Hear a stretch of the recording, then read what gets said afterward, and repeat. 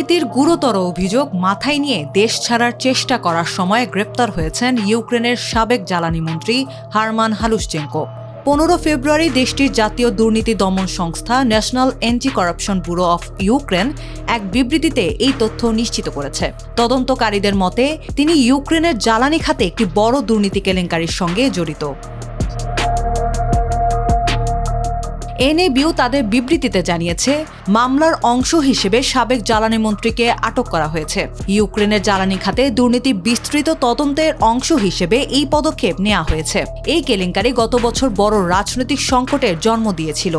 সংস্থাটি আরও জানিয়েছে, আইনের বিধান অনুযায়ী প্রাথমিক তদন্ত কার্যক্রম এখনও চলমান, তবে আনুষ্ঠানিক বিবৃতিতে আটক ব্যক্তির নাম প্রকাশ করা হয়নি।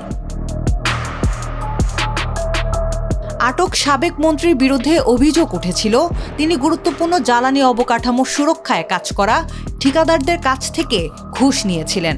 এই অভিযোগ প্রকাশের পর 2025 সালে প্রেসিডেন্ট ভলোদিমির জেলেনস্কির অনুরোধে দায়িত্বে থাকা এবং সাবেক দুই জ্বালানি মন্ত্রী পদত্যাগ করেন, যদিও তারা দুইজনই নিজেদের বিরুদ্ধে আনা অভিযোগ অস্বীকার করেছেন। এনএবিউ এর তদন্তে উঠে এসেছে, রাষ্ট্রায়ত্ত বিভিন্ন প্রতিষ্ঠানের মাধ্যমে প্রায় $100 মিলিয়ন আত্মসাৎ করা হয়েছে। এর মধ্যে রয়েছে এনার্গোয়াটম, যা ইউক্রেনের পারমাণবিক বিদ্যুৎ কেন্দ্র পরিচালনা করে। অভিযোগ অনুযায়ী গুরুত্বপূর্ণ স্থাপনাগুলোর নিরাপত্তা জোরদারের জন্য অর্থ পরিশোধের সময় এই অর্থ আত্মসাৎ করা হয়।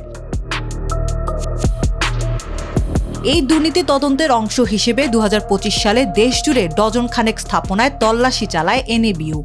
সংস্থাটি বলছে, এটি ছিল জ্বালানি খাতে দুর্নীতির একটি বড় নেটওয়ার্কের বিরুদ্ধে অভিযান।